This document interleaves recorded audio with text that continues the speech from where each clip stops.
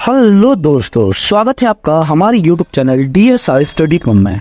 तो आज हम बात करने जा रहे हैं क्लास 11th का जो फिजिकल एजुकेशन का जो आपका चैप्टर नंबर 10 होने वाला है, जिसका नाम है खेलों में परीक्षण एवं डोपिंग।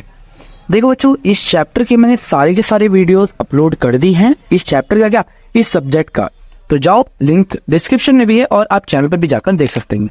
तो चलो करते हैं वीडियो को शुरू। पहले हम बात करेंगे आखिर खेल प्रशिक्षण का मतलब होता क्या है।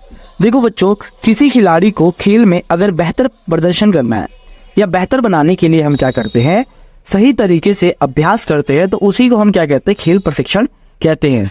कोई भी खिलाड़ी खेल में बेहतर प्रदर्शन करने के लिए जितना ज्यादा प्रशिक्षण करता है, अभ्यास करता है, उसे हम क्या कहते हैं, प्रशिक्षण कहते हैं। ये सिर्फ शारीरिक अभ्यास नहीं होता, बल्कि इसमें कई सारी चीजें शामिल होती है, जिसमें जैसे शरीर को मजबूत करना होता है, जो टेक्निकल जो होती है, यानी तकनीकी चीज़ों को सीखना होता है, मानसिक तैयारी करनी होती है और अनुशासन में बनाए रखना होता है, और अपने सेल्फ कॉन्फिडेंस अर्थात आत्मविश्वास को बढ़ाना होता है ना। इसमें इन सब चीज़ों को भी शामिल किया जाता है। खेल प्रशिक्षण के सिद्धांत कौन कौन से होते हैं? पहला होता है निरंतरता का सिद्धांत। निरंतरता का सिद्धांत का मतलब क्या है? अभ्यास लगातार करना चाहिए, बीच में ज्यादा गैप नहीं देना चाहिए, इस चीज को याद रखिएगा। दूसरा है अति भार का सिद्धांत, ओवरलोड। इसका मतलब क्या होता है? शरीर को धीरे धीरे ज्यादा मेहनत के लिए क्या करना चाहिए, आदत डालना चाहिए। ये नहीं कि एक ही काम को आप लगातार करे जा रहे हो, तो नहीं। शरीर को जैसे आज 1 घंटा काम किया, आज 1 घंटा पढ़ाई करिए, कल 1.5 घंटा करिए, तो बढ़ाना चाहिए, मेहनत को बढ़ाना चाहिए, है ना। ठीक है। तीसरा है व्यक्तिगत भिन्नता का सिद्धांत। व्यक्तिगत भिन्नता का सिद्धांत का मतलब क्या है? हर खिलाड़ी अलग होता है, इसलिए सबका प्रशिक्षण अलग अलग होना चाहिए, क्योंकि हर खिलाड़ी अलग अलग अपनी योग्यता रखता है। चौथा है समान और विशेष तैयारी। कहने का मतलब क्या है?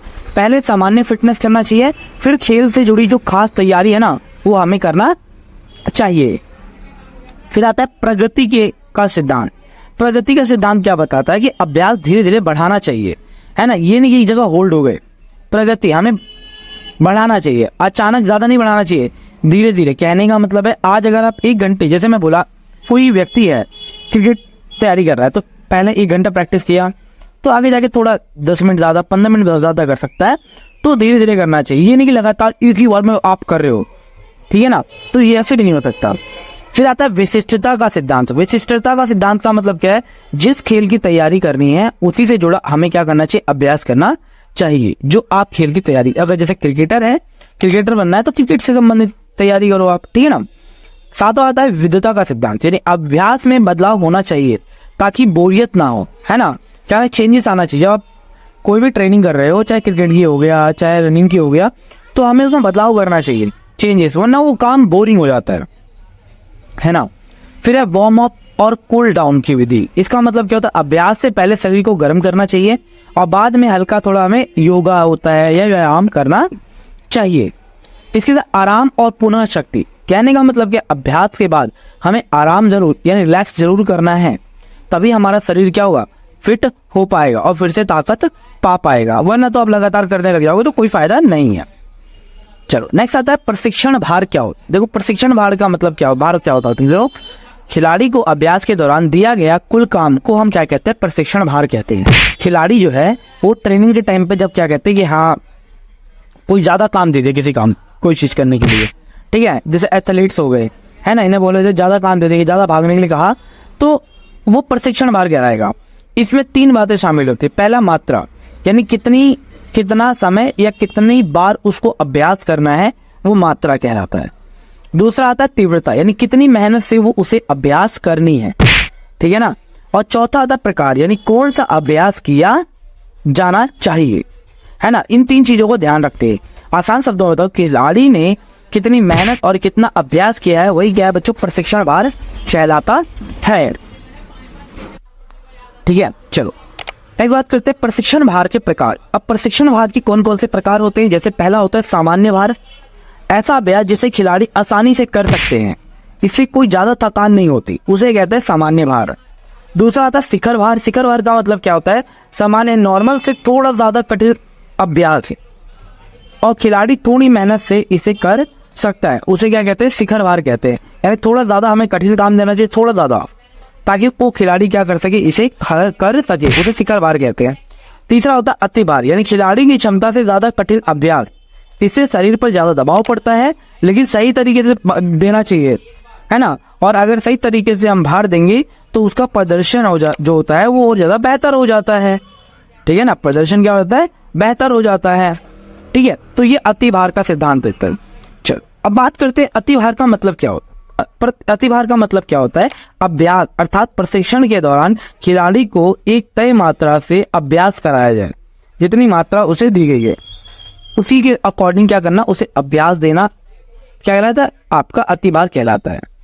जैसे जैसे प्रशिक्षण आगे बढ़ता है, अभ्यास की मात्रा और कठिनाई धीरे धीरे क्या होती है, बढ़ाई जाती है। जैसे जैसे लग रहा है कि हाँ बच्चे में इंप्रूवमेंट, जैसे कोई छोटा बच्चा ही होता है, बच्चों पढ़ते वक्त आपने देखा होगा कि उसे पहले हम लोग क्या देते हैं, पेन से मतलब कुछ भी ड्रॉ करने के लिए देते हैं। धीरे धीरे क्या होता है, जब अभ्यास बढ़ने लग जाता है, अभ्यास की मात्रा और कठिनाई धीरे धीरे और बढ़ा दी जाती है ताकि खिलाड़ी उसमें बढ़े और भार के अनुसार खुद को ढाल सके। जब खिलाड़ी इस बढ़े हुए अभ्यास को आदी हो जाता है, इसको मतलब आदी हो जाता है, तो उसका प्रदर्शन और ज्यादा बेहतर हो जाता है। लेकिन अगर प्रशिक्षण भार बहुत ज्यादा हो जाए ना बच्चों, अब कहने का मतलब वो ड्रॉ करना सीख रहा है, आप बोलोगे सीधा एक ही काम करो, फिर सीधा दोनों राइटिंग में लिखो, तो बच्चा लिख पाएगा क्या, नहीं लिख पाएगा। लेकिन अगर प्रशिक्षण भार बहुत ज्यादा बढ़ा दिया जाए तो शरीर उसे सह नहीं पाता है और थकान हो या चोट भी लग सकती है। इसलिए भार हमेशा सोच समझकर और धीरे धीरे बढ़ाना चाहिए। जिम देख लो, ठीक है ना। चलो अति भार के लक्षण क्या होते हैं, जैसे अगर आपने, जैसे मैं जिम का एग्जांपल लूंगा, है ना, अगर आपने क्या किया है, ओवरवेट किया है ना, तो आपके इससे लक्षण क्या होंगे, पहले मांसपेशियों में लगातार दर्द होने लग जाएगा जब जिम जाते थे ना, दिल की धड़कन जो होती है तेज होने लग जाती है, हमेशा थकान रहेगा, मानसिक थकावट रहेगी, चोट लगने की संभावना बहुत ज्यादा बढ़ जाती है उस टाइम पे, और उदासी रहेगा, है ना, डिप्रेशन सा टाइप सा होगा। अगर आप अति भार ज्यादा से ज्यादा अगर आप ओवरवेट कर लेते हो या कोई चीज भी ओवर कर लेते हो, है ना, तो ये सारी चीजें आने लग जाती हैं। प्रशिक्षण के अति भार के सिद्धांत क्या क्या है, पहले भार हमें क्या करना है, धीरे धीरे बढ़ाना चाहिए, अचानक बहुत ज्यादा नहीं बढ़ाना चाहिए। दूसरा, खिलाड़ी को नियमित क्या करना चाहिए, अभ्यास यानी अभ्यास करना चाहिए, प्रशिक्षण करना चाहिए। तीसरा, प्रशिक्षण खिलाड़ी की क्षमता के अनुसार होना चाहिए, ये नहीं कि मतलब जैसे अगर मैं जिम की बात करूं तो ये नहीं, उसकी कैपेसिटी 15 किलो है ना, और आप 25 किलो चढ़ा दे रहे हो, नहीं, गलत है ना। चलो अभ्यास के बाद उसे पर्याप्त आराम देना चाहिए ताकि वो रिकवरी कर सके। ज्यादा भार से बचने के लिए क्या होता है, लंबी योजना बनानी चाहिए, प्लानिंग करनी चाहिए, और अभ्यास ऐसा हो जो शरीर के सभी अंगों को क्या कर सके, मजबूत कर सके, ऐसा अभ्यास होना चाहिए। सातवां है, सभी प्रशिक्षण कार्यक्रम आपस से जुड़े हो और संतुलित होना चाहिए, ये नहीं बिल्कुल अलग है। क्रिकेट, अगर जिम वाला है तो आप क्रिकेट खिलवा रहे हो तो उसके प्रशिक्षण से जुड़ा होना चाहिए। अति भार से बचने के लिए हमें क्या क्या करना चाहिए, पहला, थकान को दूर करने के लिए हमें क्या करना चाहिए, हमें ब्रेक लेना चाहिए। क्या लेना चाहिए बच्चों, ब्रेक। दूसरा, कुछ समय के लिए हमें क्या, अभ्यास की मात्रा को क्या कर देना चाहिए, कम कर देना चाहिए। जो आपका अभ्यास है, ट्रेनिंग है, प्रशिक्षण है, उसको थोड़ा कम कर देना चाहिए। प्रशिक्षण कार्यक्रम ऐसा बनाएं कि हर दिन शरीर क्या कर सके, अलग अलग हिस्सों का अभ्यास हो सके। इसके साथ नींद का समय बढ़ाएं, नींद लेनी प्रॉपर बहुत ज्यादा जरूरी होती है। और ज्यादा काम करने वाली मांसपेशियों की क्या करें, हमेशा मालिश करनी चाहिए, तो ज्यादा मांसपेशियां जल्दी काम करती है। आराम के समय हल्की फुल्की या धीमी दौड़ हमें करना चाहिए और व्यायाम करना चाहिए। एक होता अनुकूलन है, एडेप्टेशन का मतलब क्या होता है, जब शरीर क्या करता है, नई परिस्थिति या नए अभ्यास के अनुसार खुद को डाल लेता है, तो इसे क्या कहते हैं, अनुकूलन कहते हैं। जैसे अगर कोई व्यक्ति 15 किलो वेट उठाता था, अब 25 किलो उठा रहा है, अब उसे 15 किलो दोगे तो फायदा नहीं है, यार क्या 15 किलो उठा रहा हूं मैं, अब 25 किलो दोगे तो वो आराम से उठा लेगा। क्यों, क्योंकि वो एडेप्टेशन यानी उस चीज को वो सह सकता है, नई परिस्थितियां उसने खुद में ढाल ली है ना। अगर हम रोज अभ्यास करते हैं तो हमारा शरीर धीरे धीरे उस मेहनत का आदी हो जाता है और पहले से ज्यादा क्या होता है, मजबूत हो जाता है। इसके साथ साथ सामान्य खिलाड़ी को नई प्रशिक्षण पद्धति के अनुसार ढलने में लगभग 4 से 8 हफ्ते लगते हैं।